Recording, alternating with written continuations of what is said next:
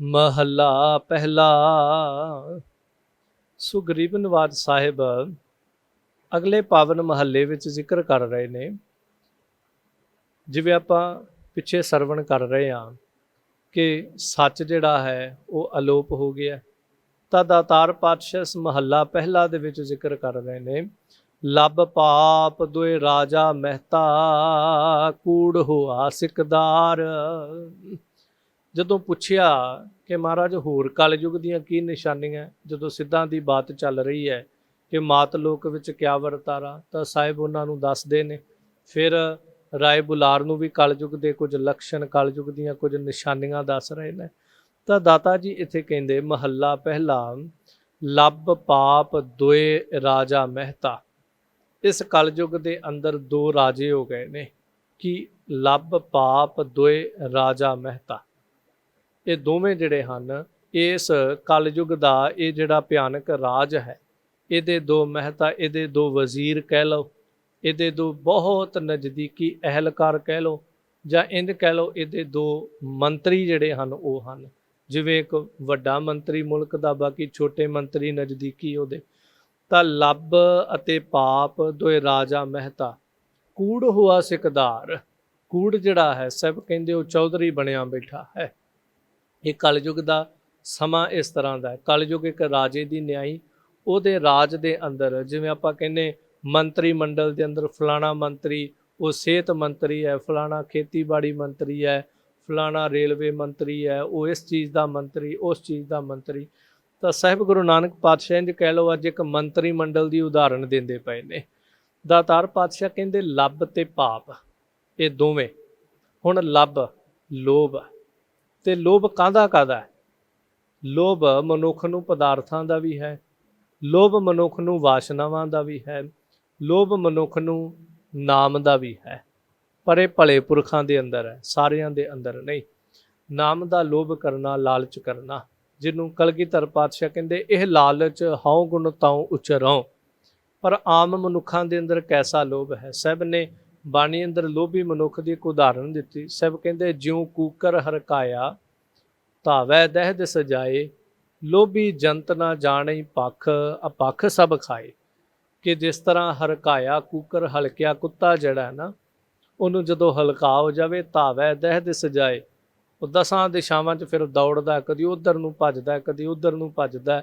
ਉਹਦੀ ਨਿਸ਼ਾਨੀ ਇੱਕ ਹੁੰਦੀ ਹੈ, ਜਦੋਂ ਕੁੱਤੇ ਨੂੰ ਹਲਕਾ ਹੋ ਜੇ ਇਹ ਨਹੀਂ ਉਹਦੀ ਬੋਡੀ ਦਾ ਰੰਗ ਬਦਲ ਜਾਂਦਾ ਕੋਈ, ਜਾਂ ਕੋਈ ਹੋਰ ਚੀਜ਼ ਬਦਲਦੀ ਨਹੀਂ, ਬਸ ਉਹਦੀ ਨਿਸ਼ਾਨੀ ਇਹ ਹੈ ਉਹ ਬਿਨਾਂ ਮਤਲਬ ਤੋਂ ਭੱਜਾ ਫਿਰਦਾ, ਇੱਕੋ ਸੜਕ 'ਤੇ ਦੌੜਦਾ ਜਾਏਗਾ, ਅੱਗੇ ਕੁਛ ਨਹੀਂ ਹੋਏਗਾ, ਫਿਰ ਵੀ ਬਸ ਇੱਕਦਮ ਪਿਛਾਂਹ ਨੂੰ ਮੁੜ ਜਾਏਗਾ। ਕਦੀ ਉੱਧਰ ਨੂੰ ਭੱਜ ਉੱਠੇਗਾ, ਕਦੀ ਉੱਧਰ ਨੂੰ ਭੱਜ ਉੱਠੇਗਾ, ਥੋੜ੍ਹਾ ਜਿਹਾ ਜਾਏਗਾ ਫਿਰ ਪਿਛਾਂਹ ਆ ਜਾਏਗਾ, ਬਿਨਾਂ ਮਤਲਬ ਤੋਂ ਭੌਂਕੀ ਜਾਏਗਾ। ਕੋਈ ਉਹਦੇ ਸਾਹਮਣੇ ਮਨੁੱਖ ਨਹੀਂ ਹੁੰਦਾ, ਕੋਈ ਹੋਰ ਉਹਦੇ ਸਾਹਮਣੇ ਜਾਨਵਰ ਕੁੱਤਾ ਨਹੀਂ ਹੁੰਦਾ, ਪਰ ਉਹ ਭੌਂਕਦਾ ਰਹਿੰਦਾ। ਤਾਂ ਲੋਭੀ ਮਨੁੱਖ ਨੂੰ ਕੁੱਤੇ ਦੇ ਨਾਲ ਤਰਜੀਹ ਦਿੱਤੀ ਸਤਿਗੁਰਾਂ ਨੇ। ਹਾਲਾਂਕਿ ਕੁੱਤੇ ਦੇ ਵਿੱਚ ਗੁਣ ਵੀ ਬੜੇ ਨੇ। ਜਦੋਂ ਭਗਤ ਕਬੀਰ ਜੀ ਦੇ ਬਚਨ ਪੜ੍ਹੋ, ਕਹਿੰਦੇ ਕਬੀਰ ਕੂਕਰ ਰਾਮ ਕੋ ਮੁਤੀਆ ਮੇਰੋ ਨਾਓ, ਗਲੇ ਹਮਾਰੇ ਜੇਵਰੀ ਜਹ ਖਿੰਚੈ ਤਹ ਜਾਓ। ਕਿ ਅਸੀਂ ਤਾਂ ਕੂਕਰ ਹਾਂ ਉਸ ਪਿਆਰੇ ਦੇ। ਕਿਉਂ ਕੂਕਰ ਹਾਂ? ਤਾਂ ਗੁਰੂ ਤੇਗ ਬਹਾਦਰ ਮਹਾਰਾਜ ਜੀ ਕਹਿੰਦੇ ਕਿ ਜਿਸ ਤਰ੍ਹਾਂ ਸੁਆਮੀ ਕੋ ਗ੍ਰਹਿ ਜਿਉ ਸਦਾ ਸਵਾਨ ਤਜਤ ਨਹੀਂ ਨਿਤ, ਉਹਦੇ 'ਚ ਇੱਕ ਗੁਣ ਹੈ, ਉਹ ਮਾਲਕ ਦਾ ਦਰ ਨਹੀਂ ਕਦੀ ਛੱਡਦਾ। ਤਾਂ ਦਾਤਾਰ ਪਾਤਸ਼ਾਹ ਇੱਥੇ ਕਹਿੰਦੇ ਨੇ ਲੱਭ ਜਿਹੜਾ ਹੈ ਉਹ ਕੈਸਾ ਹੈ? ਮੈਂ ਜ਼ਿਕਰ ਕਰ ਰਿਹਾ ਕਿ ਜਿਉਂ ਕੂਕਰ ਹਰਕਾਇਆ ਧਾਵੈ ਦਹਿਦ ਸਜਾਏ, ਲੋਭੀ ਜੰਤ ਨਾ ਜਾਣੇ ਪੱਖ ਅਪੱਖ ਸਭ ਖਾਏ। ਜਿਹੜਾ ਲੋਭ ਦੇ ਵਿੱਚ ਗਰਸਿਆ ਮਨੁੱਖ ਹੈ ਉਹ ਵੀ ਕਿਸੇ ਨੂੰ ਕੁਛ ਨਹੀਂ ਸਮਝਦਾ। ਪੱਖ ਅਪੱਖ ਸਭ ਖਾਏ। ਮਾਇਆ ਚੰਗੀ ਕਿ ਮਾੜੀ ਹੈ, ਲੁੱਟਦੀ ਹੈ ਕਿ ਦਸਾਂ ਨੌਆਂ ਦੀ ਕਿਰਤ ਹੈ, ਉਹਨੂੰ ਕੋਈ ਫਰਕ ਨਹੀਂ ਪੈਂਦਾ। ਉਹ ਚੋਰੀ ਦੇ ਧਨ ਨਾਲ ਵੀ ਉਹਨੂੰ ਕੋਈ ਫਰਕ ਨਹੀਂ। ਕਿਸੇ ਗਰੀਬ ਨੇ ਮਿਹਨਤ ਪਸੀਨੇ ਦਾ ਧਨ ਲਿਆਂਦਾ, ਉਹਨੂੰ ਉਹਦੇ ਨਾਲ ਵੀ ਕੋਈ ਹਮਦਰਦੀ ਨਹੀਂ। ਉਹਨੂੰ ਤਾਂ ਇੰਨਾ ਹੈ ਵੀ ਮੈਂ ਬਸ ਇਹਨੂੰ ਲੁੱਟਣਾ ਹੈ, ਇਹ ਗਰੀਬ ਹੈ ਮੈਂ ਕੀ ਕਰਾਂ, ਨਹੀਂ ਮੈਨੂੰ ਤਾਂ ਧਨ ਨਾਲ ਮਤਲਬ ਹੈ। ਗੁਰਮੁਖੋ ਸੱਚ ਇਹ ਹੈ ਕਿ ਜੇ ਅਸੀਂ ਆਪਣੇ ਬੱਚੇ ਦੇ ਅੰਦਰ ਸੰਸਾਰੀ ਵਿੱਦਿਆ ਦੇ ਨਾਲ ਨਾਲ ਉਹਨੂੰ ਗੁਰਮਤਿ ਵੀ ਦੇਵਾਂਗੇ ਨਾ, ਤੇ ਉਹ ਸ਼ਾਇਦ ਦੁਨੀਆ 'ਤੇ ਲੁੱਟ ਨਹੀਂ ਕਰੇਗਾ। ਕਿਤੇ ਨਾ ਕਿਤੇ ਉਹਦੇ 'ਚ ਦਇਆ, ਹਮਦਰਦੀ, ਦਇਆਲਤਾ, ਇੱਕ ਪਿਆਰ ਦੀ ਭਾਵਨਾ, ਕਿਸੇ ਦੇ ਦੁੱਖ ਨੂੰ ਸਮਝਣਾ, ਇਹ ਜ਼ਰੂਰ ਰਹੇਗਾ। ਦੇਖੋ ਸਾਰੇ ਐਸੇ ਨਹੀਂ, पर मैं जिक्र करा जो संसार ते हालात देखीदे आ ना, तो माफ़ करियो, कई वार किसी डॉक्टर नूं देख के ये प्रतीत हुंदा है कि इहदी माँ ने, इहदे पिता ने इहनूं कोई धर्म की सिक्ख्या नहीं दित्ती। जे इहनूं धर्म की सिक्ख्या दित्ती हुंदी ना, तो जरूर ये किसी के दुख नूं समझदा, ये माया नूं मुख ना रखदा, इंसानी जिंदगी ने भी कोई तरजीह देंदा। जिंदगी च ऐसा कुछ भी कई बार देखिया है कि तड़फदा होया मनुख डॉक्टर के सामने मर गया, पर उन्हें ये शब्द कहा, नहीं जे इलाज के पैसे नहीं दोगे तो मैं इलाज नहीं करांगा। तो इलाज भी की, वो कहते असीं दवाइयां लिया देने, कहता नहीं दवाइयां बाद की गल है, पहला मेरी फीस भरो। जे अंदर धर्म हुंदा तो शायद ये सोच लेंदा भी इन्ने लोगों तो फीस लई है, जे एक गरीब तो नहीं भी लवांगे तो इहदा घर बच जाएगा, इहदे बच्चे जिहड़े ने उन्हां दे सिर ते आसरा रह जाएगा। पर ना, उन्होंने सिर्फ माया सी, अखां सामने तड़फदा मनुख मर गया। बहुत केस ऐसे दुनिया ते तुसीं रोज़ देखते हो। सो मैं तां ही जिक्र करां, जे बच्चों नूं डॉक्टर बनाउंदे हो ना, नाल धर्म भी उन्हां नूं धर्मी भी बनाओ कि ऐ बच्ची, ऐ पुत, ऐसा ना होवे किते तेरे सामने पैसा मुक हो जाए तो एक गरीब जिहड़ा उहदे कोल धन ना होवे ते तूं उहदा इलाज ना करे। सो इसलिए लोभ जिहड़ा है, मैं जिक्र करा, पख अपख सब खाए, वो बस उन्होंने ये मतलब नहीं धन किस तरह का, उन्होंने ये मतलब है लोभी मनुख नूं मेरा घर भरना चाहिए, तू चोरी करके लिया, जिथों मर्जी लिया, वो इस तरह के धन नूं भी प्रवान कर लैंदा। फिर पख अपख सब खाए, जिस दे अंदर खाण का लोभ है, माया का तो चलो है, जिस दे अंदर खाण का लोभ है वो फिर पख अपख सब खाए, उन्होंने जो मर्जी गंद पिल खवा दो, खाण लई तैयार है। सीधा शब्द मैं तां कह रहा है कि गंद पिल का मतलब जिस तरह का मर्जी उन्होंने बना के खवा दो, जिहड़ी चीज़ मर्जी उन्होंने कोई फर्क नहीं पैंदा, है मांस है जां शाकाहारी, उन्हें छक आ जाना। फिर किस तरह का बनाया गया उन्होंने भी फर्क नहीं पैंदा। इत्थों तक वेख्या खाण दे लोभी एक दूजे के मूँह चों कढ़ी हुई बुरकी भी खा जाते ने। सो तां साहब जी कहते लभ, पदार्थां का लभ, माया का लोभ, माया का लालच कर लेना, वासनावां का लोभ कर लेना। इन्ना वासनावां का लोभ है कई मनुखां दे अंदर, शरीर जिहड़े ने वो मरण किनारे हुंदे ने, फिर भी वासना भोगण तो टलदे नहीं पए हुंदे। वासना का लोभ है अंदर। दूजा साहब कहते पाप, ये दोवें रल के, हुण जिथे लोभ आ गया उत्थे पाप तो सुभाविक आएगा, दोवें रल जाते ने। तां साहब जी जिक्र कहते ये दोवें मुख चोबदार मंत्री होए पे ने, अहलकार होए पे ने। तां नाल साहब कहते कूड़ हुआ सिकदार, कूड़ जिहड़ा झूठ जिहड़ा इन्हां दा सिकदार, जिवें कह लो सरदार होया पिया। खजानची भी कहते ने सिकदार नूं, सिक्कियां दा बनाउण वाला, घड़न वाला, सिक्कियां नूं रखण वाला, उहनूं भी सिकदार कहते ने। फिर इंज कह लो सिकदार ये मुख चौधरी है, ये दोवें छोटे राजे मंत्री ने, ते कूड़ जिहड़ा इन्हां दा मुख सलाहकार है, इन्हां दा मोढी सरदार बनिया। काम नेब सद पुछीए, बह बह करे विचार। फिर साहब कहते है सारा कुछ मनुख दे अंदर ही है, बस एक तस्वीर खिंची, जिवें बाहरी मंत्री मंडल की बैठक हुंदी, फलाणे मंत्री नूं सद लो बड़ा सियाणा है। फिर जिहड़े कई सलाहकार हुंदे ने ना, उन्हां नूं रोज़ रोज़ नहीं, जदों वड्डा कोई काम हुंदा उदों सद्दिया जांदा है भी हाँ जी अज उहनूं सद्दो, रोज़ नहीं उन्होंने सददे। काम नूं रोज़ नहीं सद्दिया जांदा, काम कदे कदे आउंदा है। पर लोभ पाप हर वेले मनुख दे अंदर, झूठ ते इन्ना को बंदे दी जुबान ते चढ़िया है कि खड़ा कित्थे है, दसदा कित्थे होएगा। हालां ये नहीं कि उही झूठ जो वड्डे रूप दे विच बोलिया जाए असीं उहदे तो गुरेज करना, नहीं। मैं कहना कोई भी मनुख अज झूठ तो गुरेज नहीं करता। फोन आ जाता है, खड़ा कित्थे हुंदा, बस जी बस तुहाडे दरवाजे 'च पहुँच गए, हाले 1 किलोमीटर पिछे हुंदा है। कई बार बंदा 4 किलोमीटर अगांह हुंदा है ते 5 पछां दसदा पिया हुंदा। कई बार खा कुछ रहा हुंदा, 10 कुछ रहा हुंदा, खड़ा किते होर हुंदा ते 10 दा एड्रैस किसी होर घर दा दे रहा हुंदा।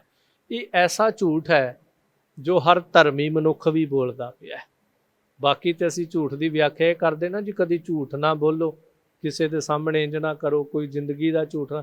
आ झूठ तो मैं कहना चंगे चंगे धर्मी बंदे बोलते पे ने, जिहड़े बहुत धर्म दे विच अपने आप नूं परपक्क मनदे, फोनां ते कोल खड़ियां झूठ बोलते वेखे ने।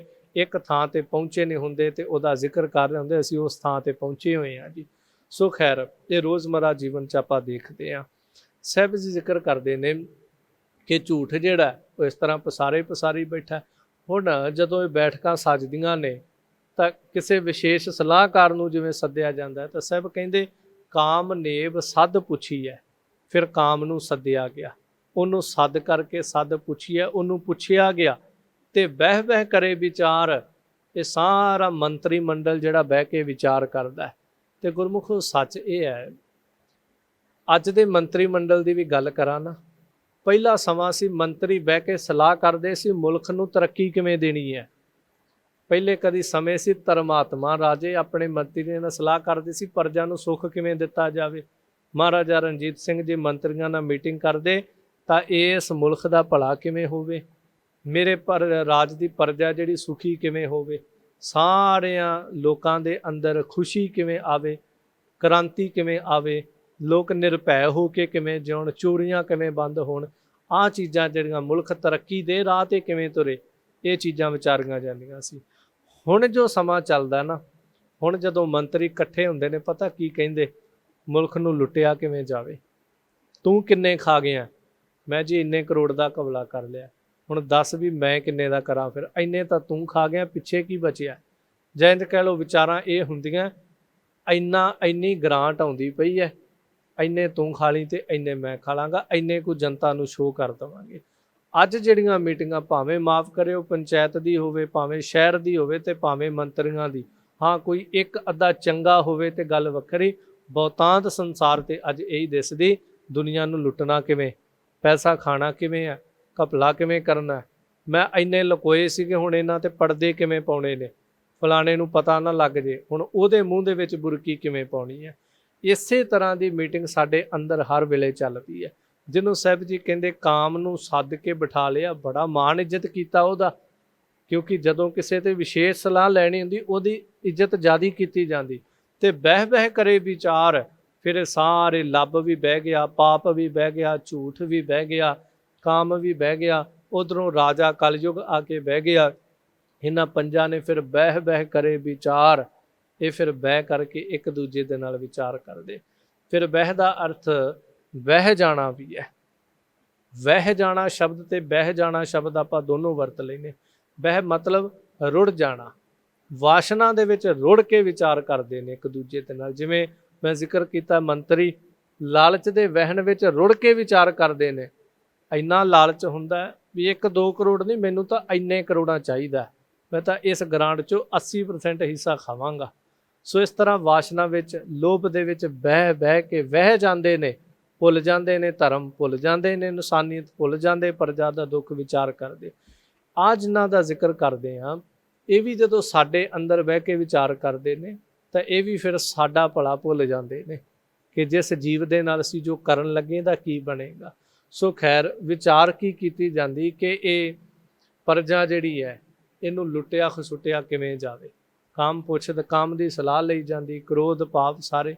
तो अगली पंक्ति साहब कहिंदे फिर काम दसदा, विशेष सलाहकार सी ना, वो फिर दसदा भी लोगों का हाल पता की है। अंधी रयत ज्ञान विहूणी पाहे भरे मुरदार, के अंधी रयत आ प्रजा ते अन्नी होई पई है, जिवें मर्जी लुट्टी जो, प्रजा ने तो अखां बंद कीतियां होईयां ने। अज भी मुल्क के हाल यही ने, बड़े मुल्कां दे हाल यही ने, लोग सुते पे ने, बस मंत्री लुट्टी जा रहे हैं, बस अन्ने होए पे ने लोग। ते अन्ने नूं जिवें मर्जी लुੱਟ लो, उहनूं कख नहीं पता लगता। अन्ने दे सामने खूह पुੱਟ दिओ, वो धड़म करके डिग पैंदा, डिग तो बाद पता लगता हालात साडे भी किते ना किते ये ने। बस ये खूह पुੱਟ दिते गए ने, असीं थोड़े जे हाले दूर आ, बिल्कुल पैरां च नहीं पुੱਟਿਆ गया, पर अन्ना जिस राह ते तुरदा पिया ना, थोड़ी दूर जाके खूह आउण वाला ही है, जो अपने हालत अज होए पए ने। सो दातार जी कहते अंधी रयत, प्रजा अंधी होई पई, किस तरह ज्ञान विहूणी, ज्ञान तो सखनी है, अन्ना क्या ही उन्होंने जाता है।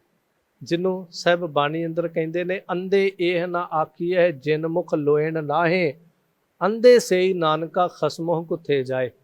जिस दे कोल ज्ञान रूपी नेत्र ना होण, वो असल विच अन्ने ने, मालक दे राह तो खुंज गए। जिस दे कोल बाहरी अखां नहीं, वो अन्ना नहीं ज़्यादा कहा जा सकता। ज्ञान तो विहूणी होगी प्रजा धर्म के ज्ञान तो। ते अज दी प्रजा जड़ी है, जो सच्चाई है ਅੱਜ ਦੀ ਪ੍ਰਜਾ ਜਿਹੜੀ ਆ ਉਹ ਸੰਸਾਰੀ ਗਿਆਨ ਤੋਂ ਖਾਲੀ ਹੋਈ ਪਈ ਹੈ। ਪਤਾ ਹੀ ਕੁਛ ਨਹੀਂ ਸਾਡੇ ਨਾਲ ਕੀ ਹੋ ਰਿਹਾ। ਜੇ ਥੋੜ੍ਹਾ ਬਹੁਤਾ ਗਿਆਨ ਹੋਵੇ, ਇੰਝ ਕਹਿ ਲਓ ਅੱਜ ਦੀ ਜਿਹੜੀ ਪ੍ਰਜਾ ਹੈ, ਜੇ ਇਹਨਾਂ ਨੂੰ ਕੋਈ ਰਾਜਨੀਤੀ ਦਾ ਗਿਆਨ ਹੋਵੇ, ਇਹਨਾਂ ਨੂੰ ਆਰਥਿਕਤਾ ਦਾ ਗਿਆਨ ਹੋਵੇ, ਜਾਂ ਇੰਝ ਕਹਿ ਲਓ ਇਹਨਾਂ ਨੂੰ ਇਕਨੋਮੀ ਦਾ ਗਿਆਨ ਹੋਵੇ, ਪਤਾ ਲੱਗੇ ਵੀ ਸਾਡੇ ਮੁਲਕ ਦੇ ਵਿੱਚ ਕੀ ਕੁਝ ਹੋ ਰਿਹਾ। ਪਰ ਇਸ ਗਿਆਨ ਤੋਂ ਪ੍ਰਜਾ ਸਖਣੀ ਹੋਈ ਪਈ। ਕਾਰਨ ਇਹ ਕਿ ਰਾਜਿਆਂ ਨੇ ਕਦੀ ਸਿੱਖਿਆ ਦੇ ਪ੍ਰਬੰਧ ਹੀ ਨਾ ਕੀਤੇ, ਅੱਜ ਵੀ ਨਹੀਂ ਹੋ ਰਹੇ। ਇਹਦਾ ਕਾਰਨ ਹੀ ਇਹ ਹੈ, ਜੇ ਇਹ ਲੋਕੀ ਕਿਤੇ ਪੜ੍ਹ ਗਏ, ਜੇ ਇਹਨਾਂ ਲੋਕਾਂ ਨੂੰ ਕਿਤੇ ਅਕਲ ਆ ਗਈ ਤੇ ਸਾਡਾ ਕੀ ਬਣੇਗਾ। ਇਹ ਮੁਲਕਾਂ ਦੀਆਂ ਤਰਾਸਦੀਆਂ ਨੇ। ਜਿਸ ਮੁਲਕ ਦੇ ਵਿੱਚੋਂ ਪੜ੍ਹਾਈਆਂ ਜਿਹੜੀਆਂ ਨੇ ਉਹ ਬੰਦ ਕਰ ਦਿੱਤੀਆਂ ਜਾਣ, ਜਿਸ ਮੁਲਕ ਦੇ ਵਿੱਚ ਸਿੱਖਿਆ ਨੂੰ ਕੋਈ ਮਹੱਤਵ ਨਾ ਦਿੱਤਾ ਜਾਏ, ਜਿਸ ਮੁਲਕ ਦੇ ਵਿੱਚ ਬਾਕੀ ਹਰ ਚੀਜ਼ ਦਾ ਬਜਟ ਜਿਹੜਾ ਕਰੋੜਾਂ ਦੇ ਵਿੱਚ ਹੋਵੇ ਤੇ ਸਿੱਖਿਆ ਦਾ ਬਜਟ ਜਿਹੜਾ 1% 2% ਵੀ ਨਾ ਕੱਢਿਆ ਜਾਵੇ, ਕੀ ਬਣੇਗਾ ਉਹਨਾਂ ਮੁਲਕਾਂ ਦਾ। ਸੋਚ ਕੇ ਵੇਖੋ। ਤਾਂ ਦਾਤਾਰ ਪਾਤਸ਼ਾਹ ਕਹਿੰਦੇ ਗਿਆਨ ਤੋਂ ਵਿਹੂਣੀ ਹੋਈ ਪਈ ਪ੍ਰਜਾ, ਪਾਹੇ ਭਰੇ ਮੁਰਦਾਰ। ਤੇ ਇਹ ਮੁਰਦੇ ਭਰੇ ਪਏ ਨੇ ਤ੍ਰਿਸ਼ਨਾ ਦੇ ਨਾਲ, ਵਾਸ਼ਨਾ ਦੇ ਨਾਲ। ਫਿਰ ਕਲਯੁਗੀ ਰੂਪ ਰਾਜਾ ਜਿਹੜਾ ਨਾ, ਉਹਦੇ ਖਜ਼ਾਨਿਆਂ ਨੂੰ ਇਹ ਮੁਰਦੇ ਭਰਦੇ ਪਏ ਨੇ। ਕਿਸ ਤਰ੍ਹਾਂ? ਇੱਕ ਤਾਂ ਆਪ ਮੁਰਦੇ, ਜਿਸ ਦੇ ਅੰਦਰ ਜ਼ਮੀਰ ਮਰ ਗਈ, ਉਹ ਮੁਰਦੇ ਹੀ ਹੋਏ ਪਏ ਨੇ। ਇੱਕ ਤਾਂ ਇਸ ਤਰ੍ਹਾਂ ਭਰਦੇ ਨੇ। ਫਿਰ ਤ੍ਰਿਸ਼ਨਾ ਵਾਸ਼ਨਾਵਾਂ ਦੇ ਵਿੱਚ ਮੁਰਦੇ ਮਨੁੱਖ ਜਿਹੜੇ ਨੇ, ਇਹ ਰਾਜਿਆਂ ਨੂੰ ਰਾਜਿਆਂ ਦੇ ਘਰ ਭਰਦੇ ਪਏ ਨੇ, ਤ੍ਰਿਸ਼ਨਾ 'ਚ ਮਰੇ ਪਏ ਨੇ। ਸੰਸਾਰ ਦੇ ਵੱਲੋਂ ਜੀਵਨ ਜਿਹੜਾ ਖਤਮ ਹੋਇਆ ਪਿਆ। ਸਾਹਿਬ ਕਹਿੰਦੇ ਸੋ ਜੀਵਿਆ ਜਿਸ ਮਨ ਵਸਿਆ ਸੋਏ, ਨਾਨਕ ਅਵਰ ਨਾ ਜੀਵੈ ਕੋਏ। ਜਿਉਂਦਾ ਤੇ ਉਹੀ ਹੈ ਜਿਸ ਦੇ ਮਨ ਵਿੱਚ ਅਕਾਲ ਪੁਰਖ ਪਰਮੇਸ਼ਰ ਵਸਦਾ। ਬਾਕੀ ਜੀਵਨਾ ਥੋੜ੍ਹੀ ਹੈ ਜੋ ਵਾਸ਼ਨਾ ਦੇ ਵਿੱਚ ਗਰਸਿਆ ਹੋਇਆ, ਵਕਾਰਾਂ ਨੂੰ ਭੋਗਦਾ। ਪਾਹੇ ਭਰੇ ਮੁਰਦਾਰ, ਜਿਹਨੂੰ ਸਾਹਿਬ ਬਾਣੀ ਅੰਦਰ ਇੰਝ ਵੀ ਜ਼ਿਕਰ ਕਰਦੇ ਨੇ ਕਿ ਕੂੜ ਦਾ ਇਹ ਪਸਾਰਾ ਜਿਹੜਾ ਕੁਝ ਇਸ ਤਰ੍ਹਾਂ ਦਾ ਹੈ ਕਿ ਕੂੜ ਬੋਲ ਮੁਰਦਾਰ ਖਾਏ। ਝੂਠ ਬੋਲਣਾ ਤੇ ਮੁਰਦਾ ਖਾਣ ਦੇ ਬਰਾਬਰ ਹੈ। ਜਦੋਂ ਸਾਹਿਬ ਗੁਰੂ ਨਾਨਕ ਪਾਤਸ਼ਾਹ ਨੇ ਮੁਸਲਮਾਨ ਤੇ ਹਿੰਦੂ ਨੂੰ ਇਹ ਸ਼ਬਦ ਕਿਹਾ ਸੀ, ਹੱਕ ਪਰਾਇਆ ਨਾਨਕਾ ਉਸ ਸੂਰ ਉਸ ਗਾਏ, ਗੁਰ ਪੀਰ ਹਾਮਾ ਤਾਂ ਭਰੈ ਜਾਂ ਮੁਰਦਾਰ ਨਾ ਖਾਏ। ਪਰਾਇਆ ਹੱਕ ਖਾਣਾ ਇਹ ਮੁਰਦੇ ਖਾਣ ਦੇ ਨਿਆਈ ਹੈ। ਬਸ ਇੱਕ ਮੁਸਲਮਾਨ ਨੇ ਪਰਾਇਆ ਹੱਕ ਖਾ ਲਿਆ, ਉਹਨੂੰ ਸੂਰ ਖਾਣ ਦੀ ਲੋੜ ਨਹੀਂ। ਇੱਕ ਹਿੰਦੂ ਨੇ ਪਰਾਇਆ ਹੱਕ ਮਾਰ ਲਿਆ, ਉਹਨੂੰ ਗਾਂ ਖਾਣ ਦੀ ਲੋੜ ਹੀ ਨਹੀਂ ਹੈ। ਮਤਾ ਉਹ ਕਵੇ ਮੈਂ ਬੜਾ ਧਰਮੀ, ਮੈਂ ਸਾਰੀ ਜ਼ਿੰਦਗੀ ਗਾਂ ਦਾ ਮੀਟ ਨਹੀਂ ਖਾਧਾ, ਪਰਾਇਆ ਹੱਕ ਖਾ ਲਿਆ, ਤੈਨੂੰ ਗਾਂ ਖਾਣ ਦੀ ਲੋੜ ਹੀ ਕੀ ਸੀਗੀ। ਸੋ ਇਸ ਤਰ੍ਹਾਂ ਸਾਹਿਬ ਜੀ ਕਹਿੰਦੇ ਪਾਹੇ ਭਰੇ ਮੁਰਦਾਰ, ਮੁਰਦਿਆਂ ਦੇ ਨਾਲ ਭਰਿਆ ਪਿਆ ਸਾਰਾ ਸੰਸਾਰ, ਪ੍ਰਜਾ ਗਿਆਨ ਤੋਂ ਵਿਹੂਣੀ ਅੰਨੀ ਹੈ। ਫਿਰ ਜ਼ਿਕਰ ਕੀਤਾ ਗੁਰੂ ਨਾਨਕ ਪਾਤਸ਼ਾਹ ਜੀ ਦੀ ਇਹ ਚਰਚਾ ਜੋ ਚੱਲਦੀ ਪਈ ਸੀ। ਸਿੱਧ ਪੁੱਛਦੇ ਨੇ ਗਿਆਨੀ ਲੋਕ ਕੀ ਕਰਦੇ ਨੇ। ਚਲੋ ਅਸੀਂ ਤੇ ਸੁਮੇਰੂ ਪਰਬਤ ਤੇ ਆ ਬੈਠੇ, ਪਰ ਜਿਹੜੇ ਗਿਆਨੀ ਸੀ, ਧਰਮ ਦਾ ਉਪਦੇਸ਼ ਦੇਣ ਵਾਲੇ ਸਨ, ਉਹ ਕੁਛ ਨਹੀਂ ਕਰਦੇ ਪਏ ਪ੍ਰਜਾ ਵਾਸਤੇ। ਤਾਂ ਗੁਰੂ ਨਾਨਕ ਪਾਤਸ਼ਾਹ ਕਹਿੰਦੇ ਉਹਨਾਂ ਦਾ ਕੀ ਪੁੱਛਦੇ ਹੋ। ਗਿਆਨੀ ਨਚਹਿ ਵਾਜੇ ਵਾਵਹਿ ਰੂਪ ਕਰਹਿ ਸਿੰਗਾਰ। ਗਿਆਨੀ ਨੱਚਦੇ ਫਿਰਦੇ ਨੇ। ਕਿਸ ਤਰ੍ਹਾਂ ਨੱਚਦੇ ਨੇ? ਇਹ ਨਹੀਂ ਕਿ ਜਿਵੇਂ ਡੀਜੇ ਲਾ ਕੇ ਲੋਕ ਲੱਤਾਂ ਬਾਹਾਂ ਮਾਰ ਕੇ ਟਪੂਸੀਆਂ ਮਾਰ ਕੇ ਨੱਚਦੇ, ਗਿਆਨੀ ਇੰਝ ਨੱਚਦਾ ਨਹੀਂ। ਪਰ ਮਾਫ ਕਰਿਓ, ਉਹ ਲੋਕ ਤੇ ਝੱਟ ਨੱਚਦੇ ਨੇ ਨਾ, ਕੁਝ ਸਮਾਂ ਹੀ ਨੱਚਦੇ ਨੇ। ਨੱਚਣ ਕੋਈ ਵਿਆਹ ਸ਼ਾਦੀ ਤੇ ਲੋਕ ਨੱਚਦੇ ਨੇ, ਕੋਈ ਉਂਝ ਘਰੇ ਗਾਣਾ ਲਾ ਕੇ ਨੱਚ ਲੈਂਦੇ। ਗਿਆਨੀ ਤੇ ਹਰ ਵੇਲੇ ਹੀ ਨੱਚਦਾ ਪਿਆ।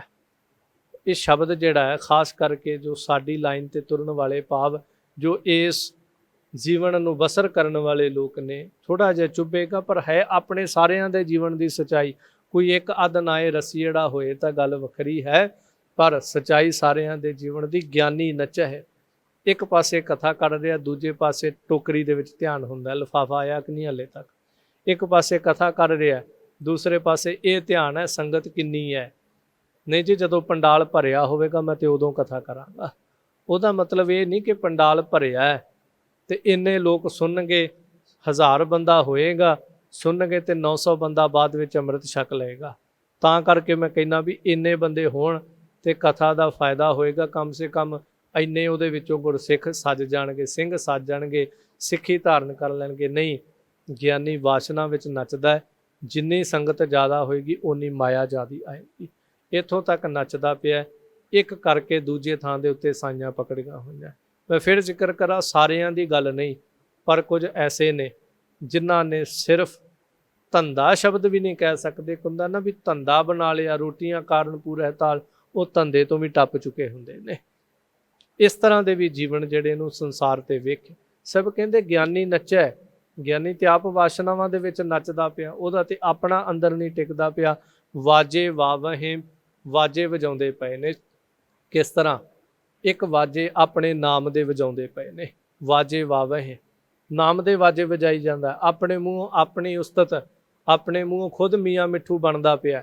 ਜੇ ਕਿਤੇ ਜਾਣਾ, ਮਾਇਆ ਭਾਵੇਂ ਘੱਟ ਦੇ ਦਿਓ ਜੀ, ਮੇਰੇ ਇਸ਼ਤਿਹਾਰ ਬੜੇ ਵੱਡੇ ਲੱਗਣੇ ਚਾਹੀਦੇ ਨੇ, ਬਸ ਫੋਟੋਆਂ ਸਾਰੇ ਸ਼ਹਿਰ ਦੇ ਵਿੱਚ ਲਾ ਦਿਓ, ਬਾਕੀ ਜੋ ਹੋਏਗਾ ਉਹਦਾ ਕੋਈ ਗੱਲ ਨਹੀਂ। ਭਾਵ ਵਡਿਆਈ, ਵਾਜੇ ਵਜਾਉਣੇ, ਆਪਣੇ ਨਾਂ ਦੇ ਸੋਹਿਲੇ ਗਵਾਉਣੇ। ਮੇਰੇ ਆਉਣ ਤੋਂ ਪਹਿਲਾਂ 10-15 ਅਨਾਊਂਸਮੈਂਟਾਂ ਕਰ ਦਿਓ ਵੀ ਬਸ ਮੈਂ ਬੂਹੇ 'ਚ ਆ ਗਿਆ, ਮੈਂ ਚਾਹ ਪੀ ਲਈ ਹੈ, ਮੈਂ ਹੱਥ ਧੋਣਾ ਪਿਆ, ਬਸ ਜਿਵੇਂ ਜਿਵੇਂ ਮੈਂ ਕਰੀ ਜਾਵਾਂ ਉਵੇਂ ਉਵੇਂ ਅਨਾਊਂਸਮੈਂਟਾਂ ਕਰੀ ਜਾਇਓ।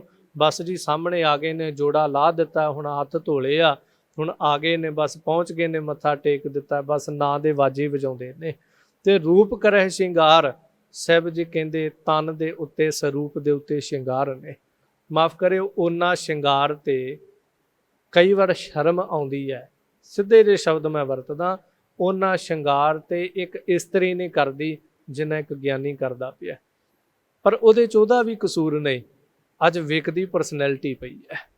ਜੋ ਸੱਚਾਈ ਹੈ, ਜ਼ਿੰਦਗੀ 'ਚ ਬੜੇ ਤਜਰਬੇ ਕੀਤੇ ਹੋਏ ਨੇ, ਜਿੱਥੇ ਟੌਰ ਵਾਲਿਆਂ ਦਾ ਮੁੱਲ ਪੈ ਗਿਆ। ਮਾਫ ਕਰੋ, ਇਹ ਨਹੀਂ ਅਸੀਂ ਕਹਿੰਦੇ ਵੀ ਸਾਡਾ ਪਾਓ, ਨਹੀਂ, ਗੁਰੂ ਨਾਨਕ ਕਦਰ ਕਰੇ, ਪਰ ਇਹ ਸੱਚ ਹੈ। ਦੁਨੀਆ ਤੇ ਐਸਾ ਕਈ ਵਾਰ ਵੇਖਣ ਨੂੰ ਆਉਂਦਾ ਹੈ, ਪਰਸਨੈਲਿਟੀ ਟੌਰ ਜਦੋਂ ਉਹਨਾਂ ਦੀ ਵੇਖੀ ਦੀ, ਬਾ ਕਮਾਲ, ਸਭ ਕੁਝ ਚਮਕਦਾ, ਸਿਰ ਤੋਂ ਪੈਰਾਂ ਤੱਕ ਇੱਕ ਇੱਕ ਚੀਜ਼ ਚਮਕਦੀ, ਪਰ ਜਦੋਂ ਜੀਵਨ ਦੇਖੀਦਾ, ਜੀਵਨ 'ਚ ਚਮਕੀ ਕੋਈ ਨਹੀਂ ਹੁੰਦੀ। ਜਦੋਂ ਗੁਣ ਵੇਖੀਦਾ, ਲੱਗਦਾ ਪਤਾ ਨਹੀਂ ਕਿਤਨਾ ਕੁਝ ਸੁਰੀਲਾ ਗਾ ਦੇਣਗੇ, ਕੀਲ ਕੇ ਰੱਖ ਦੇਣਗੇ, ਤੇ ਜਦੋਂ ਗਾਉਣਾ ਸ਼ੁਰੂ ਕਰਦੇ ਨੇ, ਕਹੀਦਾ ਇਹਦੇ ਨਾਲ ਸੋਹਣੇ ਸਾਡੇ ਬੱਚੇ ਗਾਈ ਜਾਂਦੇ ਨੇ। ਟੌਰ ਦਾ ਮੁੱਲ ਹੈ। ਤਾਂ ਸਾਹਿਬ ਕਹਿੰਦੇ ਰੂਪ ਕਰੇ ਸ਼ਿੰਗਾਰ, ਤਨ ਦੇ ਉੱਤੇ ਸ਼ਿੰਗਾਰ ਕੀਤੇ ਜਾ ਰਹੇ ਨੇ। ਗਿਆਨੀ ਨੱਚਦੇ ਵਾਜੇ ਵਜਾਉਂਦੇ ਫਿਰਦੇ ਹਨ। ਉੱਚੇ ਕੂ ਕਹੇ ਵਾਦਾਂ ਗਾਵਹਿ, ਜੋਧਾਂ ਕਾ ਵਿਚਾਰ, ਉੱਚੀ ਉੱਚੀ ਕੂਕਦੇ ਨੇ, ਵਾਦਾਂ ਝਗੜਿਆਂ ਨੂੰ ਗਾਉਂਦੇ ਨੇ। ਭਾਵ ਕਿ ਇਹ ਨਹੀਂ ਕਿ ਉਹਨਾਂ ਦੇ ਸੋਹਲੇ ਵੀ ਉਹਨਾਂ ਬੜੀਆਂ ਕੁਰਬਾਨੀਆਂ ਸ਼ਹੀਦੀਆਂ ਕੀਤੀਆਂ, ਨਹੀਂ, ਉਹਨਾਂ ਦੇ ਸੋਹਲੇ ਗਾਈ ਜਾਂਦੇ ਨੇ ਜਿਹੜੇ ਜ਼ਮੀਨਾਂ ਦੇ ਝਗੜਿਆਂ ਪਿੱਛੇ ਲੜ ਮੁਏ, ਉਹਨਾਂ ਦੇ ਸੋਹਲੇ, ਉਹਨਾਂ ਦੀਆਂ ਵਾਰਾਂ ਗਾਈ ਜਾਂਦੇ ਨੇ। ਉਹਨਾਂ ਰਾਜਿਆਂ ਦੀਆਂ ਵਾਰਾਂ ਗਾਈ ਜਾਂਦੇ ਜਿਹੜੇ ਜਰ ਜੋਰੂ ਜ਼ਮੀਨ ਪਿੱਛੇ ਲੜਦੇ ਮਰ ਗਏ। ਇਸ ਕੀ ਸਾਹਿਬ ਕਹਿੰਦੇ ਉੱਚੀ ਉੱਚੀ ਕੂਕਦੇ ਨੇ, ਚੀਕਾਂ ਮਾਰ ਮਾਰ ਕੇ ਝਗੜਿਆਂ ਦੀਆਂ ਵਾਰਾਂ ਉਹਨਾਂ ਯੋਧਿਆਂ ਦੀਆਂ ਗਾਉਂਦੇ। ਯੋਧਾਂ ਕਾ ਵਿਚਾਰ, ਤੇ ਉਹਨਾਂ ਸੂਰਮਿਆਂ ਦਾ ਵਿਚਾਰ ਕਰਦੇ ਨੇ ਵੀ ਉਹ ਬੜੇ ਵੱਡੇ ਸੂਰਮੇ ਸੀ, ਪਰ ਕੀਤਾ ਕੀ? ਕੋਈ ਇਸਤਰੀ ਪਿੱਛੇ ਲੜ ਲੜ ਕੇ ਯੁੱਧ ਕਰਦਾ ਰਿਹਾ। ਵੱਡੇ ਵੱਡੇ ਯੁੱਧ ਜਿਹੜੇ ਧਰਤੀ ਦੇ ਉੱਤੇ ਜਰ ਜੋਰੂ ਤੇ ਜ਼ਮੀਨ ਪਿੱਛੇ ਹੋ ਗਏ। ਪਰ ਧੰਨ ਗੁਰ ਕਲਗੀਧਰ ਪਾਤਸ਼ਾਹ ਦਾ ਕੋਈ ਜੰਗ ਨਹੀਂ ਜਿਹੜਾ ਜਰ ਜੋਰੂ ਜ਼ਮੀਨ ਪਿੱਛੇ ਹੋਵੇ। ਗੁਰੂ ਹਰਗੋਬਿੰਦ ਮਹਾਰਾਜ ਦਾ ਕੋਈ ਜੰਗ ਨਹੀਂ ਜੋ ਜਰ ਜੋਰੂ ਜ਼ਮੀਨ ਪਿੱਛੇ ਹੋਵੇ। ਪਰ ਬੜੇ ਬੜੇ ਰਾਜਿਆਂ ਦੇ ਜੰਗ, ਅਵਤਾਰਾਂ ਦੇ ਜੰਗ ਜਿਹੜੇ ਸੀ, ਉਹ ਜ਼ਿਆਦਾਤਰ ਕਿਸੇ ਦਾ ਦ੍ਰੋਪਦੀ ਪਿੱਛੇ, ਕਿਸੇ ਦਾ ਸੀਤਾ ਹਰਨ ਪਿੱਛੇ ਹੋਇਆ। ਸੋ ਸਾਹਿਬ ਜੀ ਇੱਥੇ ਕਹਿੰਦੇ ਯੋਧਿਆਂ ਦੇ ਵਿਚਾਰ ਕਰਦੇ। ਤੇ ਹੁਣ ਜੇ ਪੰਡਤਾਂ ਦੀ ਗੱਲ ਪੁੱਛੋ, ਵਿਦਵਾਨਾਂ ਦੀ ਗੱਲ ਪੁੱਛੋ, ਤਾਂ ਸਿੱਧ ਲੋਕੋ ਸੱਚ ਇਹ ਹੈ, ਮੂਰਖ ਪੰਡਿਤ ਹਿਕਮਤ ਹੁਜਤ ਸੰਜੈ ਕਰਹਿ ਪਿਆਰ। ਪੰਡਤ ਮੂਰਖ ਹੈ, ਮੂਰਖ ਹੈ। ਪੰਡਤ ਦਾ ਅਰਥ ਸੀ ਸਿਆਣਾ, ਵਿਦਵਾਨ। ਪਰ ਸਾਹਿਬ ਕਹਿੰਦੇ ਕਲਯੁਗ ਦਾ ਸਮਾਂ ਇਹ ਹੈ, ਮੂਰਖ ਨੂੰ ਪੰਡਿਤ ਕਹੀ ਜਾਂਦੇ ਨੇ ਲੋਕ। ਜਿਹਨੂੰ ਆਉਂਦਾ ਕੁਛ ਨਹੀਂ ਉਹਨੂੰ ਪੰਡਤ ਜੀ ਕਹੀ ਜਾਂਦੇ ਨੇ ਲੋਕ। ਦੂਸਰਾ, ਜਿਹੜਾ ਵਿਦਵਾਨ ਹੈ, ਹਕੀਕਤ ਵਿੱਚ ਪੰਡਤ ਹੈ, ਪਰ ਉਹ ਵੀ ਮੂਰਖ ਬਣਿਆ ਫਿਰਦਾ ਹੈ ਬੜਾ ਸਿਆਣਾ, ਗ੍ਰੰਥ ਬੜੇ ਪੜ੍ਹੇ, ਪਰ ਗੱਲਾਂ ਫੈਸਲੇ ਮੂਰਖਾਂ ਵਾਲੇ ਕਰਦਾ ਪਿਆ। ਜ਼ਰੂਰੀ ਨਹੀਂ ਕਿ ਤੁਸੀਂ ਪੜ੍ਹ ਗਏ ਹੋ। ਹੁਣ ਜਿਹੜੇ ਕਾਜੀ ਨੇ ਸਾਹਿਬਜ਼ਾਦਿਆਂ ਨੂੰ ਫਤਵਾ ਲਾਇਆ, ਪੜ੍ਹਿਆ ਲਿਖਿਆ ਤੇ ਉਹ ਵੀ ਬੜਾ ਸੀ, ਪਰ ਕੰਮ ਬਿਲਕੁਲ ਮੂਰਖਾਂ ਵਾਲਾ ਕੀਤਾ ਉਹਨੇ। ਸੋ ਇਸ ਲਈ ਮੂਰਖ ਪੰਡਿਤ, ਪੰਡਤ ਮੂਰਖ ਨੇ, ਜਾਂ ਮੂਰਖਾਂ ਨੂੰ ਲੋਕ ਪੰਡਿਤ ਕਹਿ ਰਹੇ, ਤੇ ਕਰਦੇ ਕੀ? ਹਿਕਮਤ ਹੁਜਤ, ਹਿਕਮਤਾਂ ਚਤੁਰਾਈਆਂ ਕਰਦੇ ਨੇ, ਹੁਜਤਾਂ ਕਰਦੇ ਨੇ, ਤਰਕ ਉਠਾਉਂਦੇ ਪਏ ਨੇ, ਗੱਲ ਗੱਲ ਤੇ ਤਰਕਾਂ ਕਰਦੇ ਪਏ। ਤੇ ਸੰਜੈ ਕਰਹਿ ਪਿਆਰ, ਬਸ ਪਦਾਰਥਾਂ ਨੂੰ ਸੰਜੈ ਇਕੱਤਰ ਕਰਨ ਦੇ ਵਿੱਚ ਹੀ ਪਿਆਰ ਹੈ। ਜਜਮਾਨ ਆਇਆ, ਲੁੱਟ ਲਓ, ਕੱਪੜੇ ਤੱਕ ਲਾ ਲਓ ਇਹਦੇ, ਮੁੜ ਨਾ ਜਾਵੇ ਕਿਤੇ ਕੁਛ ਲੈ ਕੇ, ਕਿਰਾਇਆ ਵੀ ਇਹਦੇ ਕੋਲ ਨਾ ਰਹਿ ਜੇ। ਬਸ ਜੋ ਕੁਝ ਹੈ ਪਦਾਰਥਾਂ ਨੂੰ ਇਕੱਠਿਆ ਕਰਨ ਦੇ ਵਿੱਚ ਲੱਗੇ ਹੋਏ ਹਨ, ਜੁਟੇ ਹੋਏ ਹਨ। ਤਾਂ ਸਾਹਿਬ ਜੀ ਕਹਿੰਦੇ ਇਹਨਾਂ ਧਰਮ ਦਾ ਉਪਦੇਸ਼ ਦੇਣਾ ਸੀ ਤੇ ਆਪ ਮੂਰਖ ਬਣ ਗਏ, ਆਪ ਚਤੁਰਾਈਆਂ ਕਰਨ ਲੱਗ ਗਏ, ਹੁਜਤਾਂ ਕਰਨ ਲੱਗ ਗਏ, ਆਪਸ 'ਚ ਸਿੰਘ ਫਸਾਈ ਜਾਂਦੇ ਨੇ, ਇੱਕ ਦੂਜੇ ਉੱਤੇ ਤਰਕ ਉਠਾਈ ਜਾਂਦੇ।